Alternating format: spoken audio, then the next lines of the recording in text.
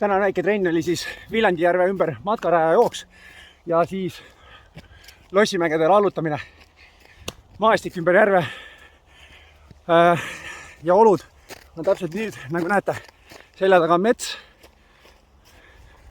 on lumi ja mets. Et sai lumiseid olusid, sai lumi, pori, tõuse, langust, mida iganes tellida, kõike sai. Isegi asfaldit sain. Arvatavasti paremat trenni on raske endale teha.